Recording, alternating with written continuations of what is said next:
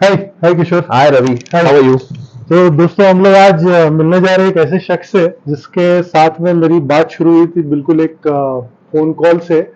इनके फोन पे मतलब कोविड से पहले की बात है ये कि इनके फोन पर एक घंटी बजी और वो एक बहुत ही फाइनेंस में जिस बंदे का काफी उम्दा बड़ा नाम है उस बंदे का नाम उस मोबाइल स्क्रीन पर फ्लैश हुआ। और मैंने मजाक में इनसे कहा कि किशोर तेरे को कोई स्पैम कॉल आ रहा है। तो इन्होंने बोला स्पैम कॉल नहीं, मेरा बर्थडे है और वो शख्स मुझे फोन कर रहा है कि विश करने के लिए। एंड उतनी देर में वो अपना मोबाइल लेकर वहां से बात करने के लिए चले गए। एंड उस शख्स का नाम इतना बड़ा है इस फाइनेंस सेक्टर में, आप भी जानते हैं मैं भी जानता हूँ, हम लोग उसका नाम नहीं लेना चाहेंगे बिकॉज हम लोग कुछ लाइव शूट कर रहे हैं। तो मेरी जर्नी भी उसी तरीके से शुरू हुई उस आदमी के नाम सुनकर कि भैया ये बंदा करता क्या है, क्योंकि हम लोग अक्सर मिला करते थे गाने गाने के लिए और गाने सुनने के लिए। हम लोग करोगे म्यूजिक में काफी दोनों जन इंटरेस्टेड है तो हम लोग जुड़े हुए हैं उस सिलसिले से। सो मेरा बेसिकली ये क्यूरियोसिटी मेरी बढ़ने लग गई कि किशोर अगर फाइनेंस में कुछ करता है तो शेयर्स के बारे में जैसे हमारे इंडिया में किसी को कुछ पता ही नहीं है। मैं तो यही बोलना चाहूंगा 90% लोग हैं जिन लोगों को शेयर्स के बारे में आई डोंट थिंक सो कि उन लोगों को कोई नॉलेज है। तो ये हम लोग जो क्वेश्चन एंड आंसर शुरू करने वाले it will be called stupid questions from a raw person who doesn't know anything about shares or stocks, nothing. तो शुरुआत इन्हीं की वजह से हुई। इनको मैंने क्वेश्चन पूछा कि किशोर मैं शेयर्स में क्या इन्वेस्ट कर सकता हूँ, तो इन्होंने बड़ा सहज रीति से जवाब दिया कि हाँ क्यों नहीं कर सकते। मतलब मैंने बोला कि मेरे पास पैसा नहीं है, मेरे पास मैं सैलरी बेस्ड हूँ। तो किशोर बोले कि 50-10 रुपए से भी शुरू कर सकते हो शेयर्स खरीदना, और तुम उस कंपनी को अपने आप को मतलब तुम सोच सकते हो कि तुम उस कंपनी के एक मालिक की तरह मतलब एक शेयर होल्डर हो। तो मुझे तब समझ में आया मतलब एक शेयर होना मतलब भी हम लोग कंपनी को क्वेश्चंस कर सकते हैं। तो मेरी जर्नी वहां से शुरू हुई और शुरू होने के बाद में मुझे किशोर ने जो हेल्प किया, मैंने जो शुरू की जस्ट 5,000 रुपए से, और आज का सफर मैंने तय किया 12 लाख पे जहां मैं एंड हुआ हूँ। आज से मेरे ख्याल से कोविड के जस्ट पहले पहले हम लोगों ने शुरुआत किया था, एक 4 साल पहले राइट। है ना, जस्ट कोविड के जस्ट 1 साल पहले हम लोगों ने शुरुआत की थी। तो आप सिर्फ इतना बताइए किशोर जी कि जो आम लोग जो मार्केट में आने से इतना डरते हैं क्योंकि उनके पास ना पैसा होता है, ना टाइम होता है, ना नॉलेज होता है, ना उन लोगों के पास में कोई बताने वाला होता है। तो बेसिकली ये वीडियो हम लोग उसी लिए बना रहे हैं ताकि लोगों को पता चले सहज रूप से, मतलब एक बहुत ही सिंपल लैंग्वेज में कि भैया ये स्टॉक्स को लेते कैसे, उसको चलाते कैसे, कंपनी कैसे चुने, और किस स्टॉक्स में हम लोगों को लेना चाहिए, किस कंपनी का परफॉर्मेंस। किसी लोगों को तो मेरे ख्याल से हमारे इंडिया में पता नहीं है कि क्वार्टर शीट और क्वार्टरली रिपोर्ट्स कैसे पढ़ने हैं। तो मैं आपसे चाहूंगा किशोर जी कि आप थोड़ा सा इस पे थोड़ा सा लोगों को बताएं कि किस तरीके से स्टॉक्स में एंट्री करनी चाहिए उन्होंने। बिल्कुल रवि जी। मैं पहले उससे पहले शुरुआत करना चाहूंगा वो पॉइंट जो आपने कहा कि स्टूपिड क्वेश्चंस। हाँ। तो आप जानते हो आपने कमाना क्यों शुरू किया? क्योंकि आप एक्सेप्ट किया आपने कि भाई मैं स्टूपिड हूं एक फील्ड में, और हम सब अपने फील्ड के अलावा बाकी सारे फील्ड में स्टूपिड ही है। लेट्स एक्सेप्ट इट, हम सब अपने फील्ड के राजा है। लेकिन अपने अलावा कोई फील्ड होता है तो हम एक्चुअली हमको सबसे पहला वो होता है कि हमको एक्सेप्ट करना होता है कि हम स्टूपिड है। प्रॉब्लम अक्सर क्या होती है, लोग ट्रेडिंग करने लग जाते हैं, एक बार कमाते, 2 बार कमाते, वो अपने आप को बादशाह समझने लग जाते हैं और वहीं पर गलती हो जाती है, वो दिक्कत हो जाती है। ठीक है, तो सबसे पहला तो मैं कहूंगा किसी भी फील्ड में हम जाते हैं तो एक्सेप्ट करके जाना चाहिए कि भाई मैं स्टूपिड हूं, मेरे को सीखना है।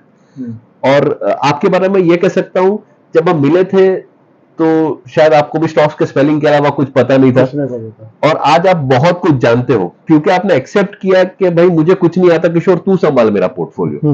और फिर बाद में हमारी डिस्कशन चली, बातें चली, और हम आज जो भी हम ज्ञान बांट रहे हैं with an reasonable amount of time, you know much better than a lot of people around us. और कोई दिक्कत नहीं है उसमें, दिक्कत सिर्फ यही है जैसे मैं कह रहा हूं, अगर हम एक्सेप्ट करें कि हमें कुछ नहीं आता तो हम सीख सकते हैं।